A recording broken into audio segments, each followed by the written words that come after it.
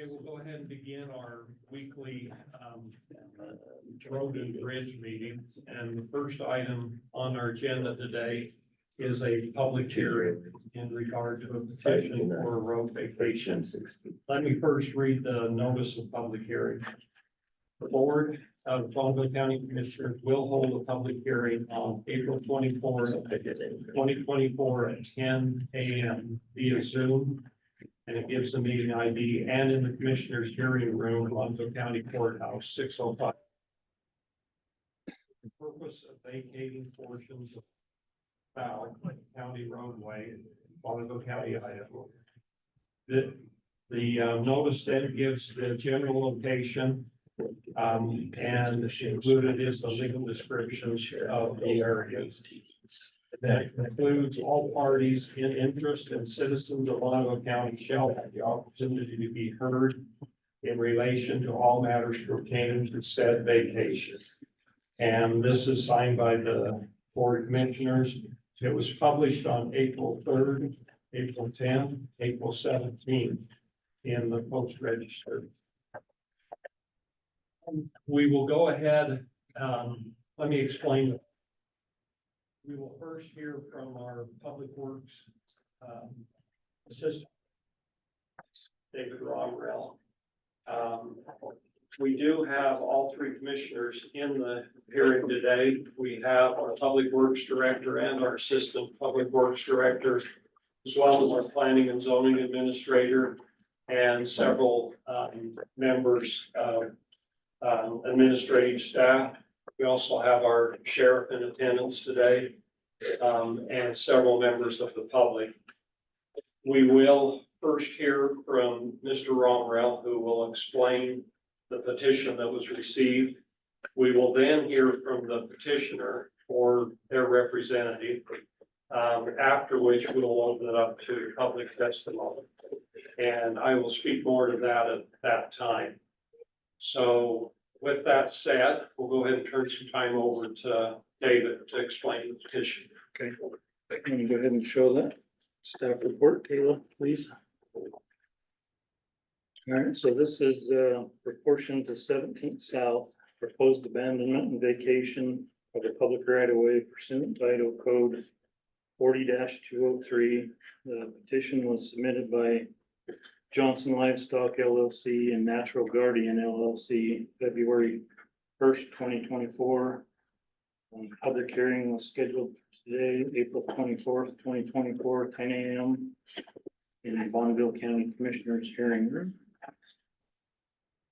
So pages 2 through 8 are their petition.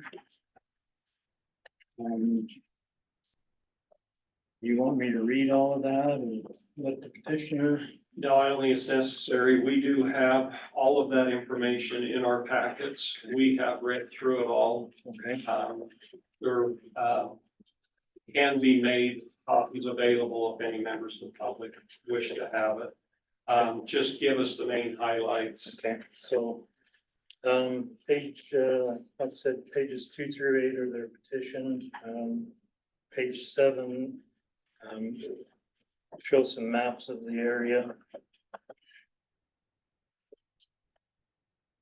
Page 8 is a centerline legal description of the portion they wish to have abandoned or vacated. Pages 9 through 18 are findings and fact, conclusions of law from hearings held December 30th, 2009, where Bonneville County Commissioners designated this and other roadways as public right-of-ways.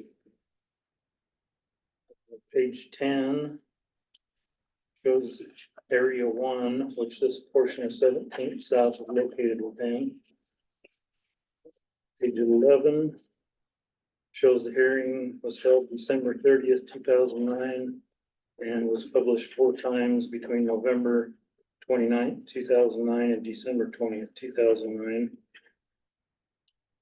Page 12 states that the roadways were routinely maintained by Bonneville County.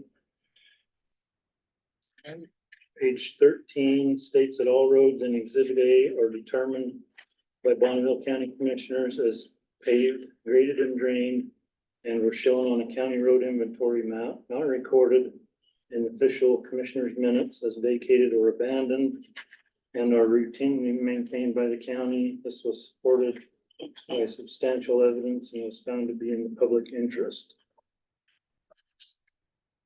Let's go to page 16, which is Exhibit A from that findings, which shows road number 319. That is this portion of 17th South. Page 17 is an overall map of the Area 1.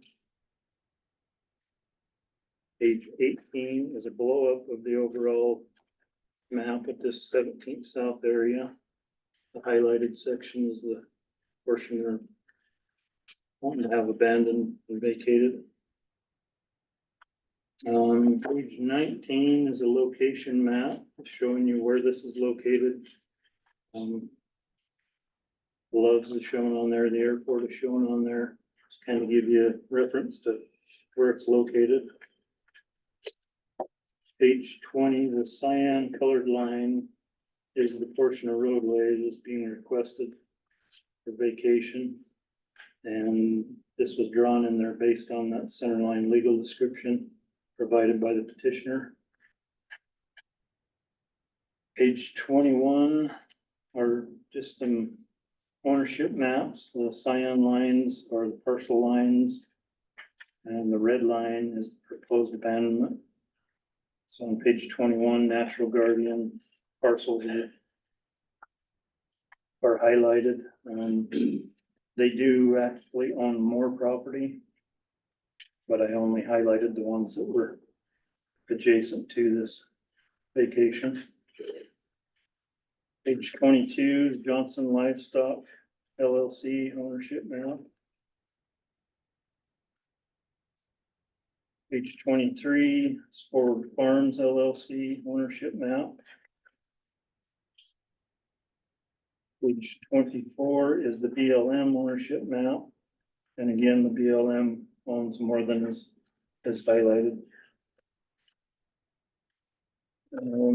Page 25 and 26 is resolution 2407, which was adopted 13th of March 2024, declaring intent to hold a public hearing regarding the abandonment and vacation of portions of 17th South.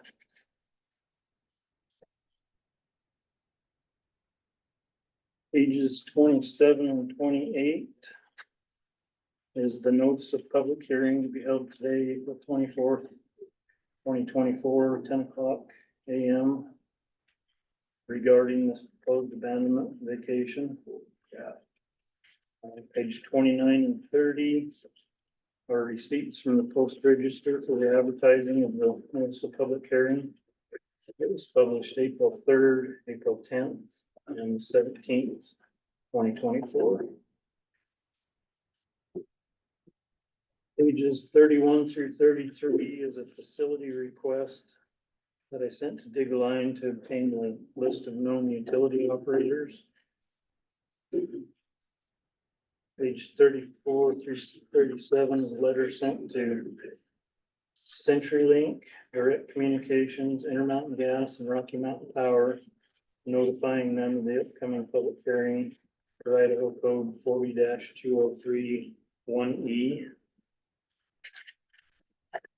Page 38 through 41 is a letter sent to Natural Guardian LP, Johnson Livestock LLC, Forward Farms LLC, and the Bureau of Land Management, notifying them of the upcoming public hearing for Idaho Code 40-2031F.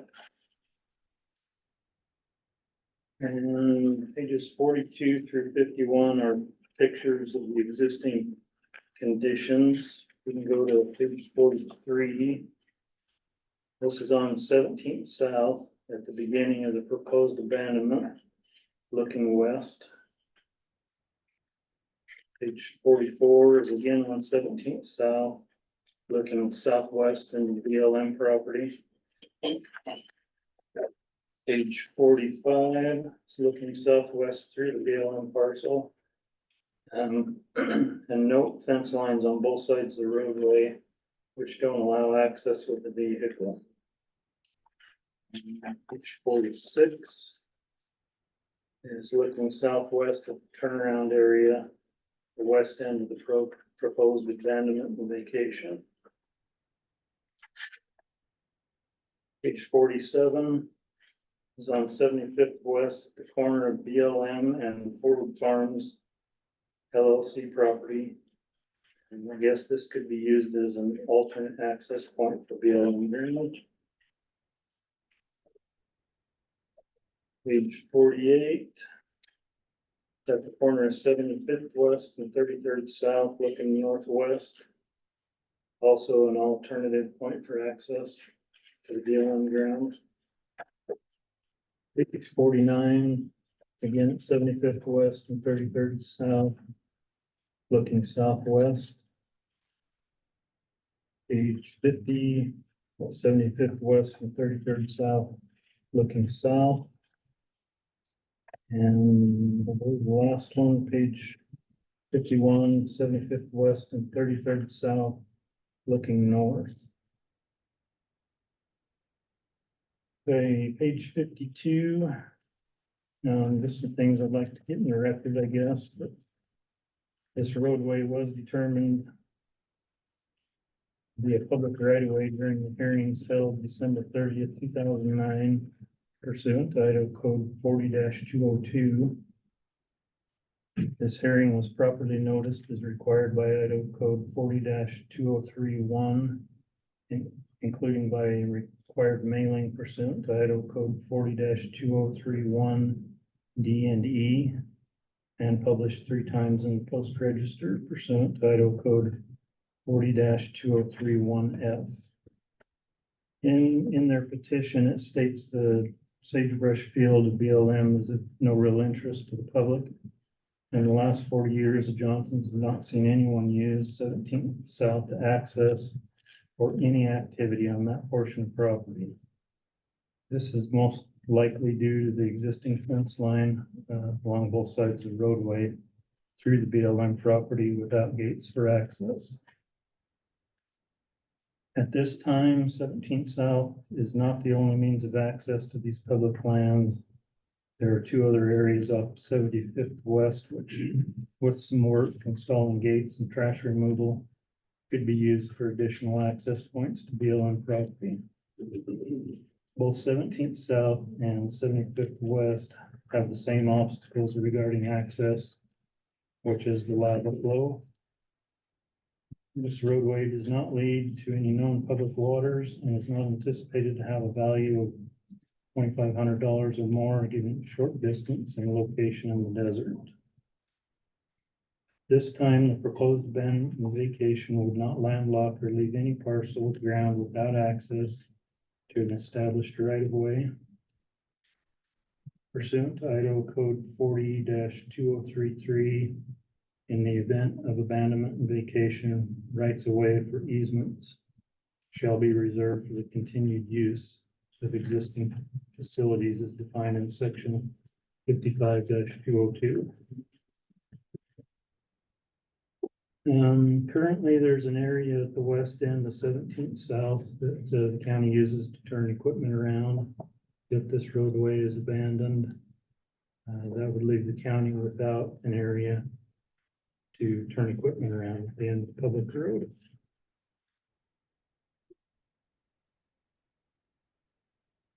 And I believe the last page was a letter that I received from the BLM. I guess you all have a copy of that? Yes. Okay. A copy has also been provided to members of the public. Okay. So that's all I have in the staff report. I guess, do you have any questions for me?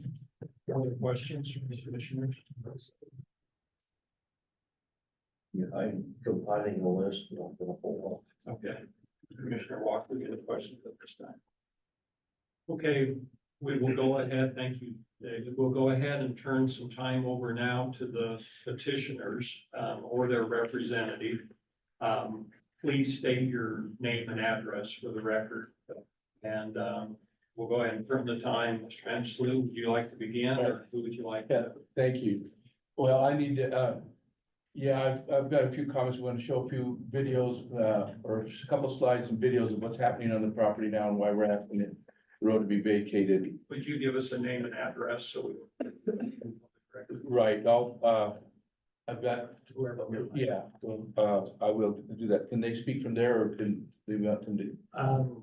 Right here is fine, or we can invite, anyone else who would wish to testify, Okay. will have to come up. This will be short. We're trying to make it short. That's fine. So, Whatever time you need.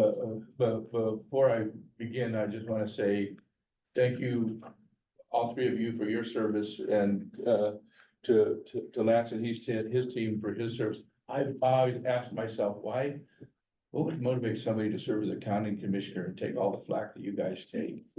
And I know that some of you are going to retire here shortly, and I just want to take this opportunity to tell you, thank you, John. I guess you're going to wait it out here, and but you've done an awesome job, and I can't imagine how boring some of these meetings must be to you. But thanks for waiting through those. Try to keep it moving. And it is important to our community. This issue is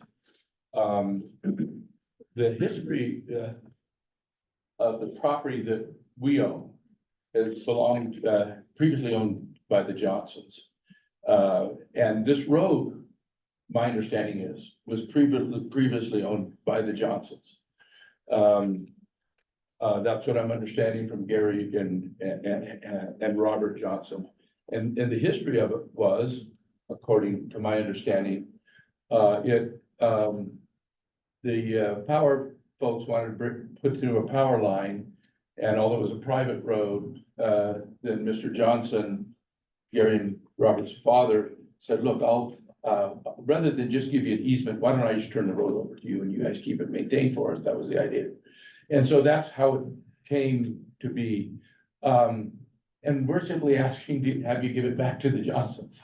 Because it's become an attractive nuisance of significant danger, we believe, and concern to the community. There are two nuisances, the public nuisances, attractive nuisances out there, and that is, one is a property called Fifield Basin, which is where this road goes to. This road, it goes through BLM, but it really goes to a property that we own now, we bought from the Johnsons, called Fifield Basin, which is surrounded by lava rock. That we'll get into in just a second. But the other nuisance is the road itself. And these are nuisances because they're so remote. They're close to town. It's easy to get to, and people go there to do nefarious, all kinds of nefarious activities. The remoteness is the attractiveness. The folklore, I wasn't here back then, but folklore has it that because of its remoteness, in the days of Prohibition, it was they set up moonshiners still out there. Because you can get up on a point as you enter the property, it's all surrounded by lava rock. There's no other ways in. You don't need fences because it's just inaccessible other than through the road we're talking about. And you get up, as you enter the Fifield Basin property, private property, you just get up, you can see all the way into Idaho Falls. You can see somebody coming from miles and miles around. And that makes it particularly advantageous to somebody who doesn't want to get caught with whatever the heck it is that they're doing. There have been 3 deaths affiliated with this property. The first was Paul Ezra Rhodes, who, this was a couple decades ago, but everyone remembers the story. He killed a school teacher, abducted her in a parking lot, Susan Nickelbacher, murdered her, raped her, and dumped her body right on this property. He used this road to get out to, he actually dumped her on property that we now own, this remote, just within a couple hundred yards of this road. The second death was just reported a couple of months ago, where a body was found in the melting snow. His name was Corey Nichols. He's 37 years old. The investigation, I believe is still pending on that. It's, I guess he was homeless. What do you think? What's a homeless man doing that remote, that far out? I think the investigation shows that he may have wandered out there.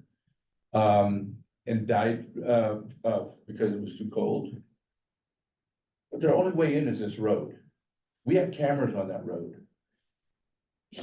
There has nobody been walking that, we went through the cameras and we, looked at every single day and night, there's lights, we can see the road at night. Nobody walked down that road. And so our supposition is, although we don't have full access to the investigation, somebody took him out there. For whatever reason, we don't know. I don't know, he couldn't have climbed this, the lava rock is too far for him to have climbed over and no reason to, and he was found on the road. Right inside the gate to our property, Fifield Basin, right across the gate. So, that's really suspicious. The third death was a high school girl, teenager, who died, or some friends, neighbors, right there within a mile or so. Some people were drinking, it was graduation night.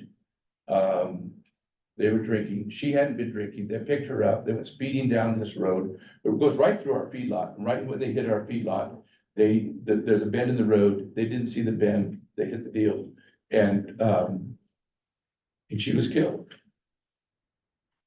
The story continues, the saga continues. I just learned an hour ago that her sister has been so traumatized by this. It happened a while ago. They put flowers on the place she died. They always come back and put flowers there every year.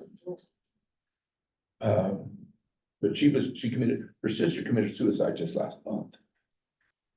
So now that's the fourth death affiliated with the property, which is an attractive nuisance because of the remoteness. I want to show you the Fifield Basin. Got my technical support expert, David Cummings here. He's got a story of his own, actually. So this is Fifield Basin. You see it's surrounded by lava rock. It's, I think, about 700 acres, approximately 700 acres. These great farm grounds, farmed by Eric Jensen. He might have something to say here. And you see the road coming in. Now, show the yellow part. The yellow part is the part we're asking to have vacated. You know where that road goes? It goes just to our property. It doesn't go to, it's not leading to, I mean, that little gray area there is BLM property, but the road doesn't go to BLM, it goes to our place. And that's what's causing the problem. The other problem is the road itself. I'll go to Fifield Basin first. The attraction to Fifield Basin is hunting, poaching, trapping. We used to have a nice population of bobcats out there. But they went and gone and trapped them all. This all nighttime activity. They always go out at night. We put up gates at the end of this part. Don't throw us our gate. They just take and they tear our gates out. We've got multitude of trespassers. You have the gate for me? Yeah. Okay, you see the gate? Is that the one? Yeah. So we put gates, we put heavier gates. We put metal posts, we put them in concrete, they just yank them out. All time, nighttime. I think my son will testify how many times, if he can remember, how many times we've called the police to come out and remove people from the property in the middle of the night. Hunting, poaching, trapping, always at night. We tried for years, we reported to the police, we even filed charges. It's an ongoing thing. There's dumped carcasses, poached, we have animals, all kinds of animals shot out there. So far, our cows have not been shot, but we're worried about our cattle, which is in that. We put up cameras, they shoot our cameras. We install reinforced gates, they simply tear them out. The other thing is the road itself. And the road is, we'll let the Johnsons speak to their history. They've been there a long time. Trash, pallets, that's a dumping ground, but more concern to us is the partying that goes on, beer bottles, whiskey bottles, condoms. Tons of syringes we find out there.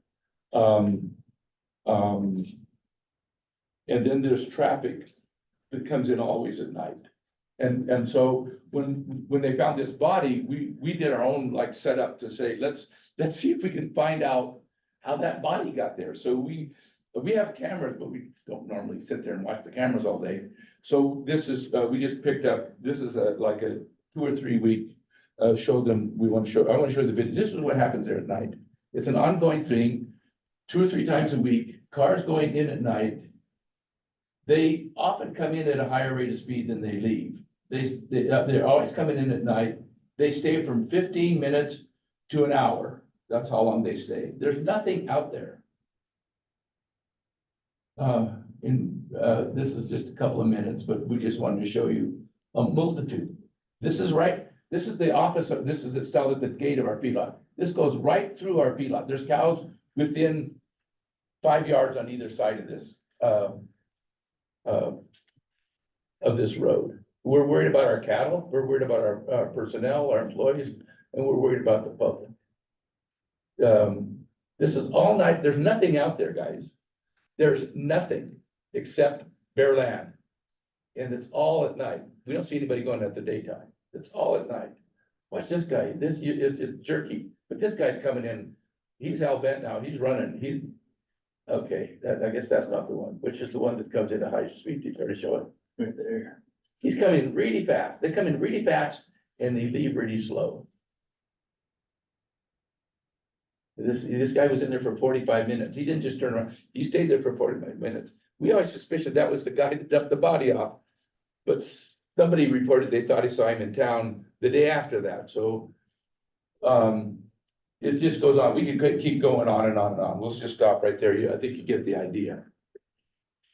The point is, there is nothing out there. And they're staying out there for about an hour. If they're taking young ladies out there, you wonder, is it against their will? Why would you choose a spot like this? This is not a romantic spot. There's compost piled on both sides of the road. This isn't where, I mean, why are you taking somebody out there where they can't cry for help? Why are you, I mean, we don't know. We have, there have been reports of finding people in the act of whatever heck they're doing. I'm gonna just ask these folks, well, I'll tell you, we had Dave here set up a camera, which they keep shooting and taking and stealing, but he's looking for a key to get in the gate, so he decides to look in the post. He thinks maybe there's a key in the post, so show him your video, okay. Yeah, guess what's inside the post? Syringes. And some box. He should have checked to see what's inside that box. So that's it. I mean, it's, and we find syringes all over on the ground. We find condoms on the ground. These are all stories that I didn't personally find any syringes, but we've got people here that did not. We don't want to take a lot of your time with this. There is we had recently in the area, there's been a large number of home break-ins. I'm not sure who's going to testify to what here today, but 10-year-old boys in his home, guy shows up, he's on drugs. I don't know how many sheriff cars you have, how many cars you out there, but this guy demands to get gas. A 10-year-old boy scares him to death, is traumatized. I don't want to get into somebody else's story, but a lot of this used to be a safe neighborhood. And I'm not saying this is the only thing that's causing it, but the remoteness of this area, why would a homeless guy find that area? Why would Rhodes decide he's going to dump a body out there? Why would people choose this place to be the safe place to shoot up on drugs or to bring young ladies in a locked car? I don't know, except it's just remote. It's easy to get to. I mean, I shouldn't say I don't know. Clearly, because it's remote, it's easy to get to. It goes nowhere. There's no traffic. It's just to do these nefarious activities, which brings an element of folks into our community. They become familiarized with it. We've had home break-ins. This stuff's all heated up in the last couple of years. That's why, by the way, we put up those signs to say, we're trying to protect our cattle. We're trying to, we've reported it. We've removed people so many times in the middle of the night with our cameras, but they just keep coming back. So we put up signs and say, we know we shouldn't have put the signs, but we're trying to protect ourselves because we didn't know how else to do it. And we said, turn around here and so forth. And by the way, we're happy to give the county a place. We're happy to build a county for a place to turn vehicles and plows around or whatever need. We'll pay for that. But we just want to be safe. We want our cattle to be safe, our employees to be safe, and we want the communities to be safe. That and it serves no other purpose. We did meet, I don't know if anybody's here from the BLM. We did take them out there. I think I read their letter. I think it speaks for itself. There is other access. People aren't trying to get to this BLM property. That's the other point. They're not trying to get to that field.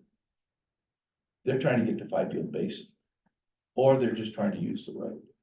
The Johnsons hopefully will testify. They've been there their whole childhood.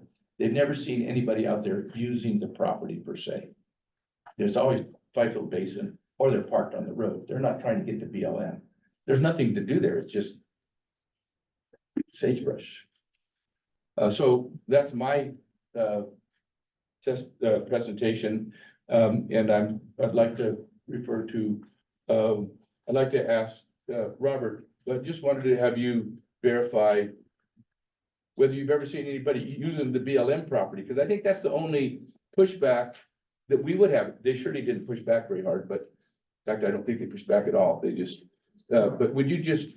Robert, will you go ahead and come up, and we'll go ahead and do your testimony right now? Yeah, come up to the table if you would, so the cameras can, or the microphones can pick you up.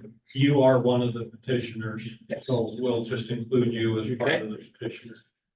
Your name and address. Okay, Robert Johnson, 5245 West, 33rd South.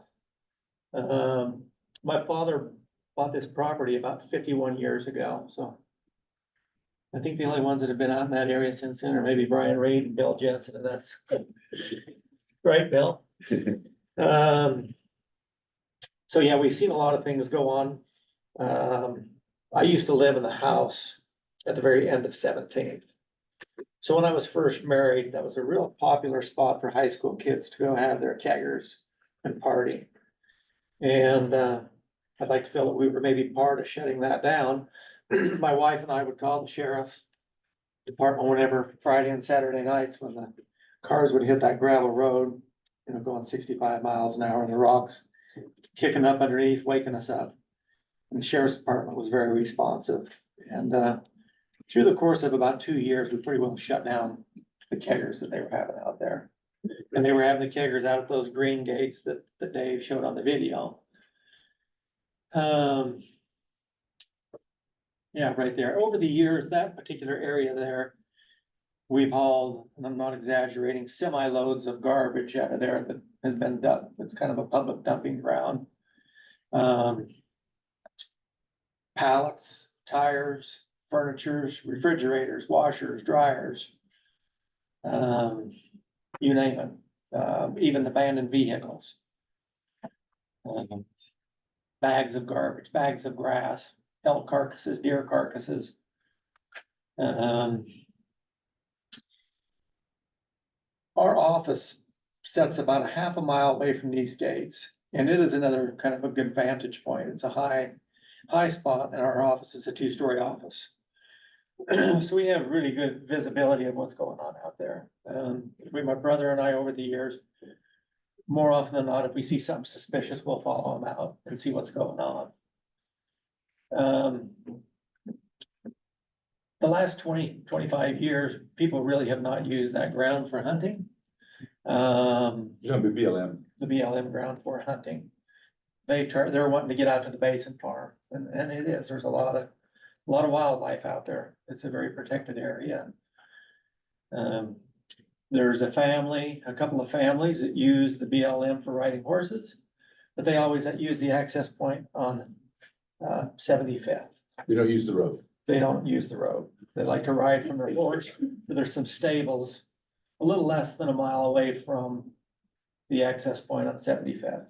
So, in my opinion, it would better serve, our community, our county to vacate that road. People will still have their access to the BLM on 75th.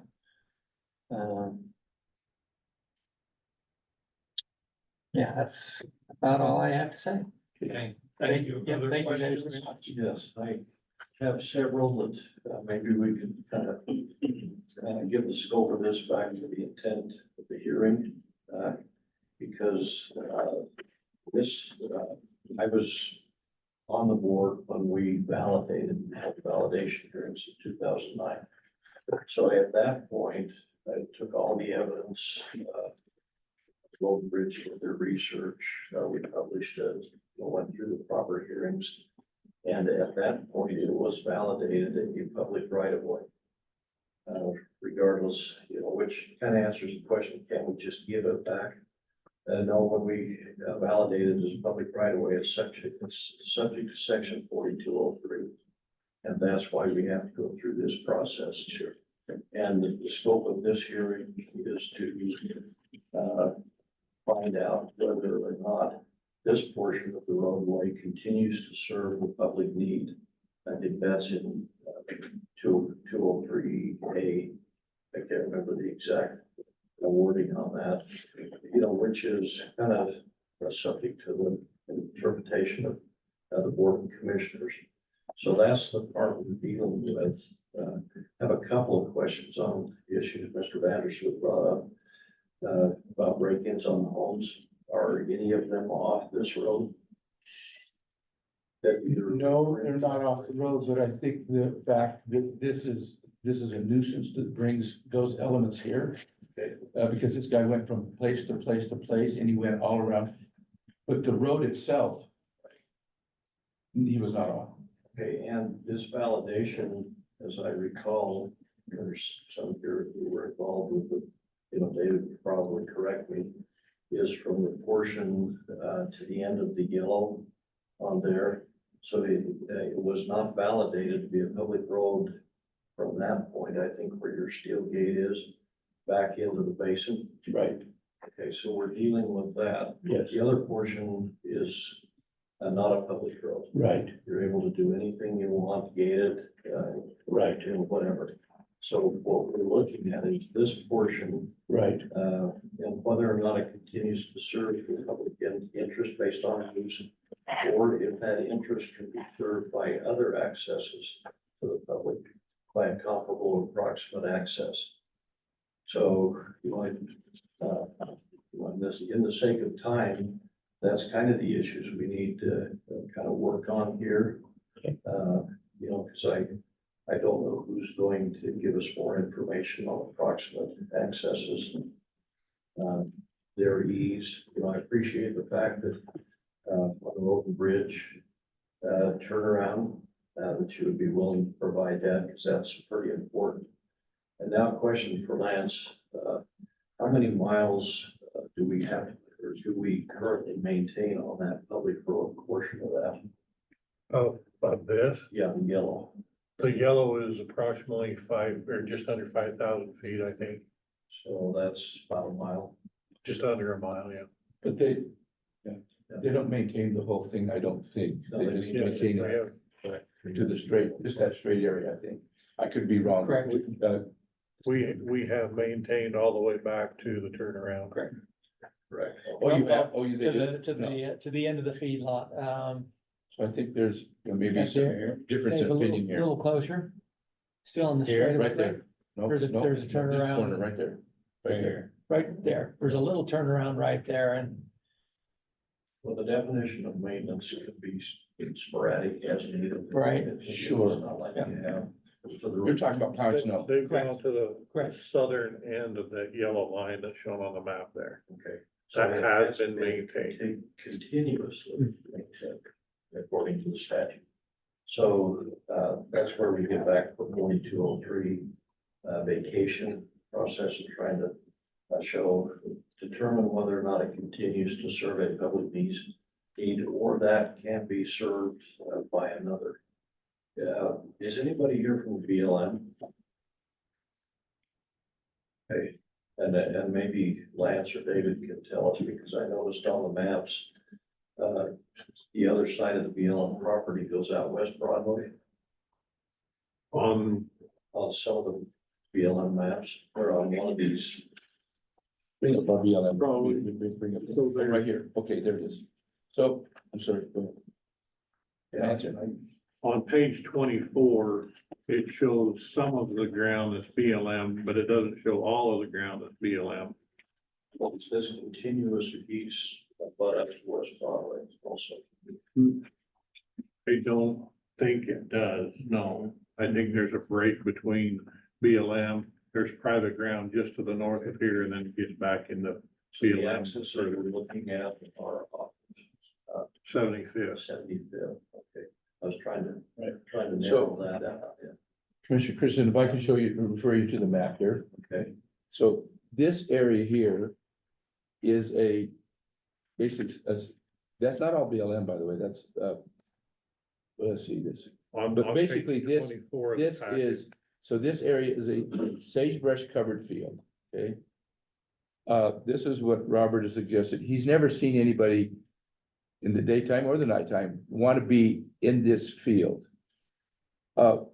This is somewhat projection, but the interest seems to be in this area. That's where they try to get to. Everybody that comes, the folks that we've picked up at night, if they go through that gate, they're here. They're either parked on the road doing something or there is an interest, we don't know how much, for this is Hell's Half Acre, this whole area all around here.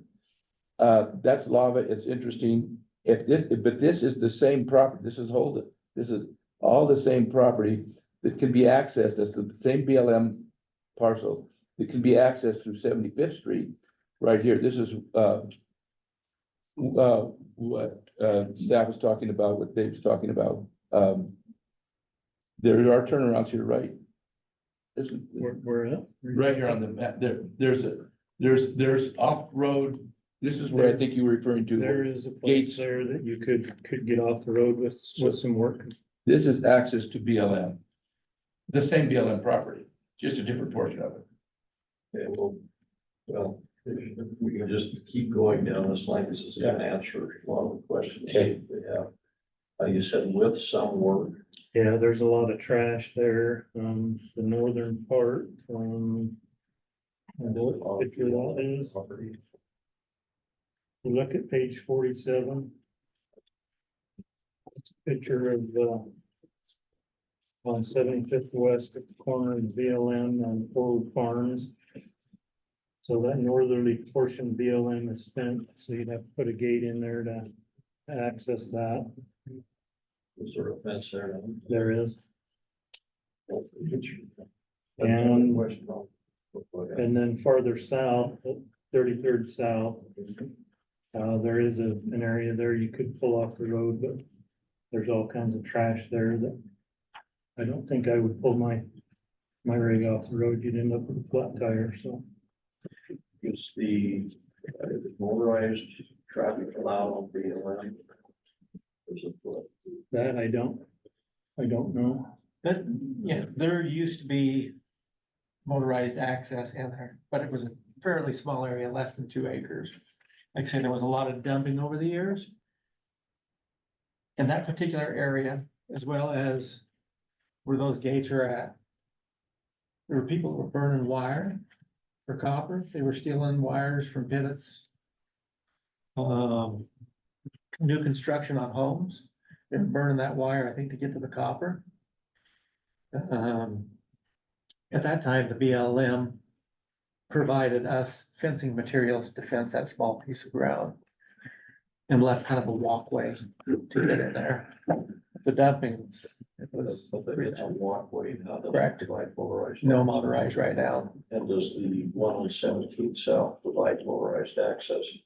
In a very small area of the BLM ground, there is, yes, there's one gate there. And did you install the fence along? No, that was done, that fence was was built in, probably in the sixties. Will the BLM lease Correct. over? Who owns the lease out there now? We own the lease now. Johnson Livestock owns the lease. Yeah, you're answering an awful lot of. Been writing. Okay. So that's helpful. So I think it was mentioned someplace in one of the documents when you were giving your report, David, that they would need a dumpster for the garbage. Well, there's just a lot of trash there out of the 75th West that would need to be picked up, cleaned up before you dare pull off the road there. Before you get pulled off the road. Right. Okay. So it could be a turnaround or an access in the. Right. What about the terrain? Because I understand that portion, I haven't seen it, I haven't been out there, but Haacke, it's a little steeper there. Is it still accessible by foot? It is by foot. Page 51 shows you pretty good. Page 50 and 51.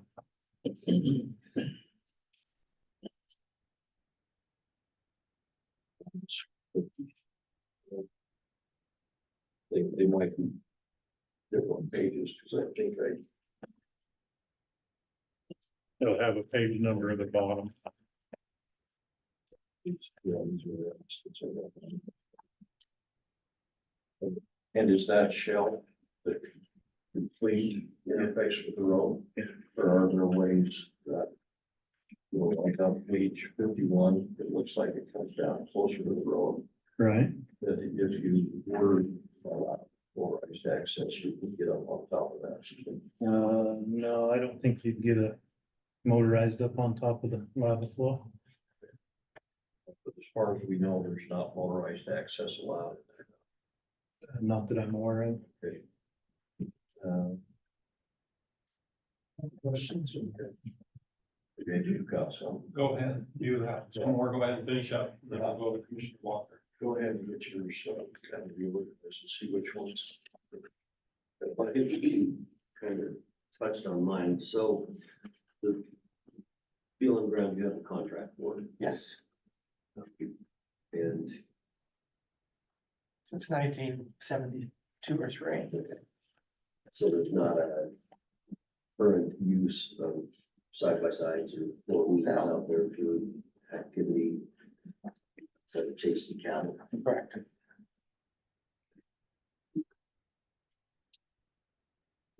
And I believe the BLM is all fenced. I mean, it's not like there's open, there's a fence on each side of the road, as was pointed out. It's not, they're not going to BLM. I mean, by over the history, that doesn't mean they couldn't change their mind.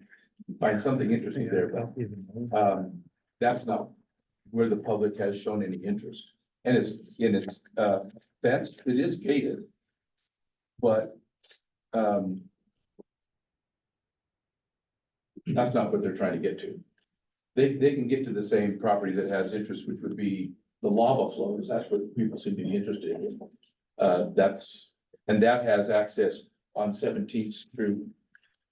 That's been pointed out. Questions, tell me here. Okay, I'm just seeing some public here that's using it. Could I invite Trent Vandersloot to speak? He was kind of our custodian out there to keep people off, and I don't want to say, son, that you totally failed in keeping people off, but Go ahead, come on up, Trent. We're gonna include you as part of the petitioners, and we'll finish that up, and then we'll go to the public hearing. Thank you. Okay, so we'll include you as part of the petitioner portion. Great. Name and address. Sure. Name is Trent Vandersloot, employee of Riverbend, which is, address is 2880 55th West. So since I was, since we've had the property, since I was pretty young as a kid, I've been traveling out there quite a bit, had a lot of experience out there. At one time, as we were seeing a lot of activity out there, especially at. You mean Fifield Basin? Fifield Basin, yeah, sorry, which is accessed again along that road. So at one time, we decided to put cameras up at the gate, which is at the end of that road, where people are getting through to Fifield Basin. Once we put the cameras up, anytime we had the cameras up, I was getting pinged. So I had on my phone, on the app, I had it ring on my phone.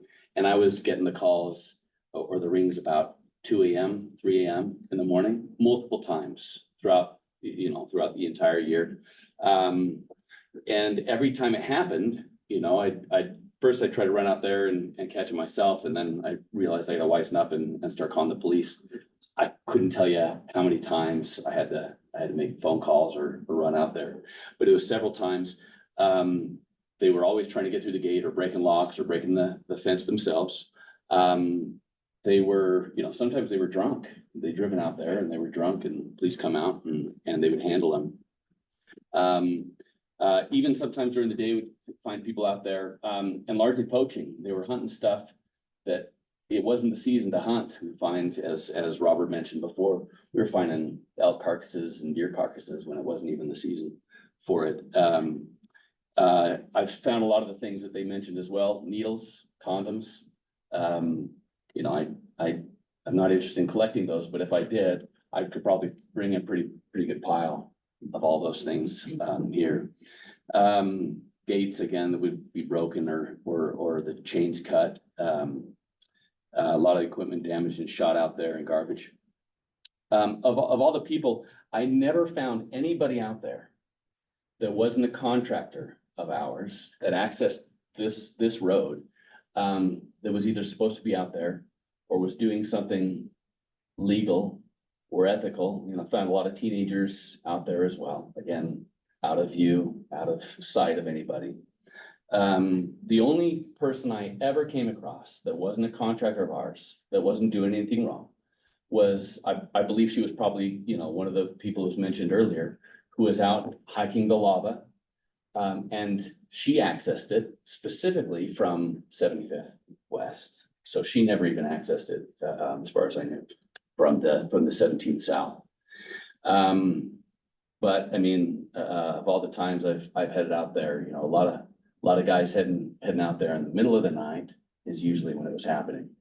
And again, it's sometimes up to every week or two that I'd have to run out there or call the police, and they'd come out and deal with it. They got the guys who would be called out there were pretty familiar with where I was talking about, because it doesn't quite have an address, right? So they started knowing when I called exactly where it was gonna be at. So, yeah. Okay, thank you. Are there other petition or questions for the petitioner before we move to, and we will come back to you to conclude. So we'll go ahead and open it up to public comment. We have a list of 4 or 5 here that have signed up. If you haven't, we'll still go ahead and allow you to testify. But we would like you to be concise in your comments. Please don't repeat information that's already been said. If we've heard it once, we'll get it. If you have information based on ordinances or the statute, we'd be very interested in that, of your feelings on it based on that. But we will, and I'd also like, the essence of time, please keep your testimony under 3 minutes. And then we'll come back to the petitioner after. We may have some questions for you. So we'll go ahead and open it up to public testimony. Eric, come on up. Please state your name and address. To save time, there are a lot of people here that came in support that may not want to testify, but to save time, could we just have them raise their hand if they're in support? They don't have to all speak. Is that possible? I would suggest that you have them stand up and state their name, because. Okay, so get it on the record. Should I stay back there or should I come up Let's go here? ahead, let's go ahead and go through this first, Okay. and then we'll Okay. conclude at the end of testimony by those who are in favor. My name is Eric Jensen. I live on 1661 West, 17 South, so on the same road. I've been farming out to that Fifield Basin for 15+ years. So as a farmer, I'm out there in the summertime, day and night. I'm out there probably more than anybody else. So I see what's going on. And in the last 15 years, I've seen and helped replace 3 different sets of gates on the end of this road. I have gone through multiple of locks that have been cut. And I started with the long chain and the chain is now, I mean, Frank has seen it's just a short little chain because they keep cutting it. So so my question to you is how can I protect private property if people are getting to the end of this road? And at the end of this road is very isolated, you can't see anything, and it's very easy to destroy gates, cut locks, and then go out into private property. I've had two of my four-wheelers got stolen after I have locked the gates. I have had numerous hand lines. Either the heads are knocked off for the brass or they are still in the aluminum. I have pulled out many of cars that have been lost out there. They're just joyriding out there and they're out driving in my crops. And I have to go out there and I pull them out. So how can I help protect private property if at the end of this road where it's isolated, they can do whatever the heck they want to do? Because that when we lock the gates, we chain them up, but that doesn't stop them. So I feel like if we can evacuate this road to where we close it closer to where the office is at, to where there's more security, where there's more lights, people are not going to feel like they can cut these locks or destroy the gates as freely. So like Mr. Vanderstone just said, people are going out there at night and can do what they want because there's no lights out there. It is dark. They do what they want. So I'm trying to figure out how to protect private property where those gates are at. So that is all I have to say. Okay, thank you. Any questions for Eric Jensen? Okay, someone else would like to testify? Yes, come on up, please. Name and address. Good morning, my name is Dan Wilcox. I live at 2811 South 65th West. On February 21st, my house was broken into. My 10-year-old son was the only one home at the time. Came face to face with the intruder. It was mentioned that did this burglary occur on the portion of the road that we're looking to vacate? No, it did not. But as many of the people in this room understand, when you live in a rural community, being a mile or two away, that's like your next door neighbor compared to living in a neighborhood in town maybe. I appreciate what Commissioner Christensen said, focusing on, does this road continue to serve the intended purpose to the public? And I think we've heard several accounts that the only public that come on that road are coming for nefarious reasons. I very much appreciate the BLM and their efforts to support public access to public lands. But when you have a fence on both sides of the road and you don't have any public use from 17th South, I don't know if we could define what public use is happening that we want to continue to happen on that particular stretch. So I support vacating 17th South as was described today. Thank you. Okay, thank you. Any questions? Okay, thank you. Anyone else wish to testify? Yes.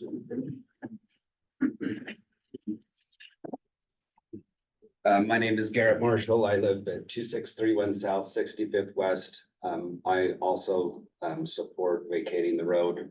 I do believe that there is no legitimate reason to recreate out there. It's not like a place to go camp or anything like that. And I do believe it would best serve the public interest to vacate the road. The traffic that goes out there, there's no good use out there. So that's all I have to say. Okay, thank you. Any questions? Anyone else wish to testify? Yes. Come on, it's just for or against. Either way, come on up. My name's Kevin Eppersell. I live at 2520 South on 35th West. I grew up out on the west side, and as a youngster, my brother and I'd spend many nights out on the rocks. We would ride our bicycles out a few miles, and we'd spend nights out on the rocks.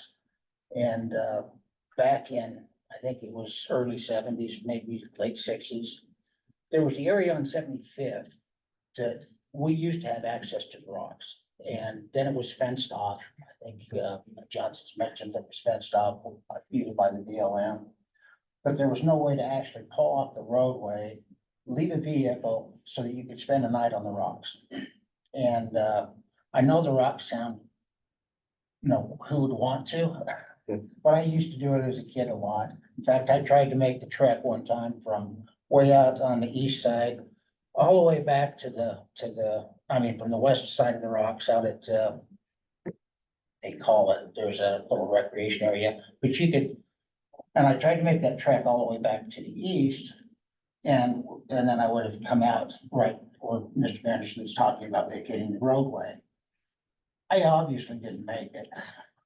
Made it about halfway and had to head off to the Yarko Highway. But I have spent many nights out there on the rocks, and it's the solitude is you can walk 1 mile out on the rocks and you're a mile from any other person in the country. That's kind of unique, and that's what I've used it for. And as I said, the only reason I've used the 17th South access, and I've been out there and for not nefarious reasons, I've just been out there to get on the rocks. I haven't ever been stopped by anybody or talked to by anybody. I guess maybe I've been on camera. But that's the only access now that I have to where I can park a vehicle and then spend a night on the rocks. I don't do that as much as I used to, but now that the 75th, as I mentioned, is closed off. If that area right there at 75th, on 75th, that's adjacent to the rocks, was improved somewhat where a person could park a vehicle, as you mentioned, maybe you wouldn't want to leave a vehicle there overnight, but if there was an area there, that would provide me access to the rocks. I'm not trying to get to the basin or anything like that, just out on the rocks and as far away from everything else. So, I'm not opposed to 17th being vacated if there's another access point to the rocks. So I've got a question on that. When you would park before to access, are you saying you would park on this area that's asking to be vacated? No, on Where would you park? 75th, when we used to access it before 75th was fenced off, Okay, and it wasn't fenced at all, so we could take one time it was just our bicycles, and we'd take them into the rocks, hide them, take our camping gear and head out on the rocks.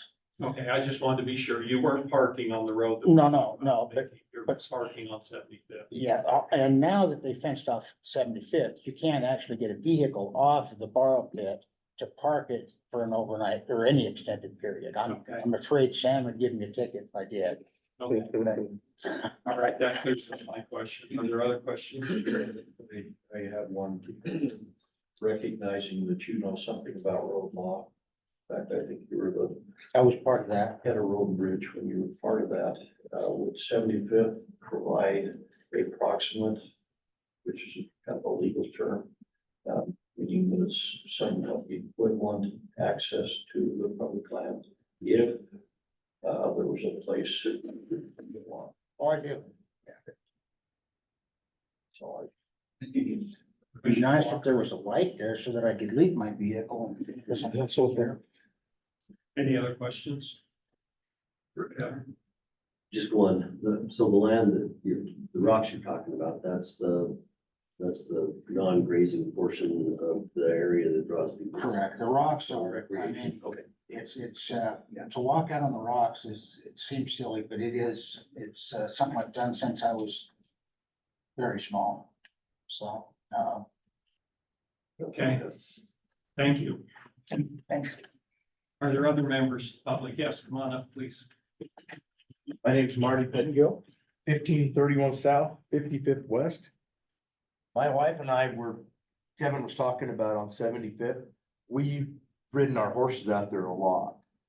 And we used to just go right around the edge of the feedlot, and it was really accessible, and it was nice to go out there. Cause that's where it would be better, cause if you went up by towards Fifield, there's just no place really to ride your horses. But get back to your question about accessibility for like motorized vehicles or something. When you're around the base, and I've ridden my bicycle out of, permission from Johnson's from Boot 60 and come out at Fifield Basin. But getting back to your motorized vehicles, the rocks are straight like this from the road. And then there was, I don't know, 10 or 15 times we'd have to get off our bikes, walk across the rocks. So when we were about on horseback, there was no way I would take a horse up there. So if you're talking access for vehicles, it's a straight up and down, there's crevices, you wouldn't even be able to get a razor or nothing in there. So that's, and I do have a question for the commissioners too. Why did they authorize the road to go clear to Fifield Basin instead of stopping it at the feedlot? Without actually giving testimony, but I will, reiterate what I said. It was not validated because there was no evidence that it ever existed or was maintained by the public. So it's not a public road. Okay. Back in the Fifield Basin, you know, the gates are allowed to be put on there because it's not a public road. Right. I meant before. Yeah, so Okay. it wasn't allowed to go back in Fifield Basin. I think the testimony shows that those gates were torn down. Right, but I was talking, why did they go take the road clear to Fifield Basin? Not, well, they didn't, I guess, but why didn't they stop earlier? But Yeah, they did, they stopped, where the current yellow Right. line is. So, okay, But I just want to clear, you're in favor of vacating the road? yes, very much in favor. Because I live right there off of corner 17th and 55th, and it used to be the only traffic you would see at night was semis going to the Johnson Livestock. Now, if you're up in the middle of the night, there's traffic going back and forth all the time. And I live on a stretch that's just past the S curve, and from there to 35th or 45th, 45th, they just haul butt down that road. And in the middle of the night, you can hear them screaming up and down the road, where before you never had that problem. So, anyway. Okay, thank you. You bet. Are there other members? Sheriff, you have anything you'd like to add? I would just add, we have a lot of areas of the county that are having similar problems to this. So I think we're always trying to balance, public access with folks that come in and do things nefarious. The gentleman that invaded the home that was discussed wasn't even from this area. He drove up from Twin Falls and he drove stupor and ended up doing what he did. So I guess what I would say is, while I can support the vacating of the road for the reasons that have been stated, I think that that's somehow going to stop what we have going on in the outlying areas of the community is not the case. Because this is a more populated area. The public is much more prone to going out into these outreaches. We have folks that explore and always have. Unfortunately, some of those individuals are going to be doing illegal things. So I don't think that vacating the road is going to change any of that because they're just going to find other routes and they're going to go and do other things. And we're constantly engaging and trying to fight that back. The only other thing I would say is we do need everybody's eyes and ears, right? So when you call us as a sheriff's office, we're going to come out and look into those things and we're going to appropriately charge people that we find in the area. Now, I wish I had the ability to be everywhere at once with our deputies, but you all know this is a vast county, 1,901 square miles, 134,000 people. That's not the folks that are just, coming to pass through. We're on the route to Yellowstone and you all know we've been discovered. So I guess what I would say is this isn't the same community it was 20 years ago. It's not the same community it was 5 years ago. You can't leave your vehicles unlocked. You can't leave your keys in your trucks. If you do, you will be the victim of crime. And sometimes even when you do everything right, you're still gonna be a victim of crime, right? But I would just say that the sheriff's office is gonna continue to do the work that we do. We take it seriously. We answer those calls for service. And I certainly support the vacating of the road because I do think that it's creating a nuisance out there, but I don't think it's gonna do away with the problem. How's that? Thank you. Are there any other members of the public that would like to testify? I am not going, go ahead, Mr. Sheriff. Steve Sear, 69 East, 600 North, Blackfoot. Just to bring a little more information, when we were conducting, I drive now. When we were conducting the hearings for validating the roads, we also did vacation of roads. And roads in this area specifically off from 17th. We vacated a stretch of road that went to the northeast, went out to the Lavas. In that same hearing process, determining that it was not necessary and didn't provide any additional public access to them.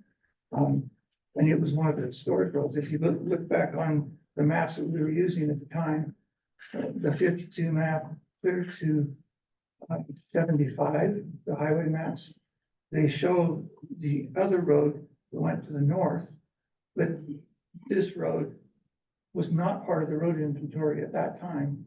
It was created on the 77 map. Which there were several controversial ones, but I think it was clarified that Johnson's allowed the county to take it over. But did it provide any additional access than what they had from before? No, not that we justified it. As my recollection, there was no testimony to that in the hearings when we did the validations on it. Okay, thank you. Are there any questions for Mr. Sear? Okay, I'm not gonna ask for, I'm not gonna be able to ask for a show of hands, who's in favor, who's against. But I would invite anybody else who wishes to testify, either in for or against. Our decision is not gonna be based on the popularity. It's gonna be based on if it's in the best interest of the public, as per the statute. So go ahead, come on up. Hello, my name is Shannon Teal. I live at 2550 South, 45th West. And I just want to say, I know that there is, like, we've talked a lot about the crime and feeling safe. And I know that that's a bigger issue, because we are growing as a community. But 3 bodies along that road, I mean, there's a lot of rural areas, 3 bodies in the same spot on the same road. What are the chances of that? I think there's a bigger issue. I think there's a bigger draw to that road that nobody is accessing for any reason other than crime. And I have 3 kids, and I know there's more to it than just the safety, but I just want to testify that, you know, I would like to feel safe in my community, and 3 bodies along that road, that's a problem for me and for my family. Okay, thank you. Are there any questions, Ms. Steele? Okay, thank you. Is there anyone else who wishes to testify? Okay, we're gonna go ahead and close this portion of the hearing then for public testimony. We will return it back to the petitioner to go ahead and rebut or add any additional information that we need. Thank you. I just want to say that the sheriff's department has been really responsive, really supportive, and we feel really, you guys came out when that last deal, I don't know how many police, sheriff's cars. There were a lot of us out there. There were a lot. We're a long ways out. But I don't know how many times at night my son Trent has called your folks to come out in the middle of the night. They could be doing something more productive than removing somebody from, property out at Fifield Basin. Just want to acknowledge the great service that the sheriff's department's given our community over the years. Thank you. Is there anything else? For a technical correction of that? Yes. Because the sheriff is very sensitive. The sheriff is a constitutional officer, so if you refer to him as the sheriff's office, you'll get a lot more favor from him. Not a department. I stand corrected. I grew up in Coquitlam, Idaho, and we did not know the difference. He's ingrained it in us. I think it was the sheriff before me. Okay, are there any additional questions from the commissioners? Is there anything that the petitioner would like to add that hasn't been brought up that you feel like needs to be on the record? I just want to add one picture if I could, and this is the picture on the screen. Again, that's a real dangerous curve, and if we don't have some way to close that down to make it more safe, we're fearing there's more of that that's going to happen.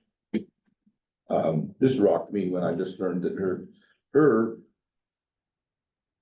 the girl that was killed there, her sister committed suicide just less than a month ago.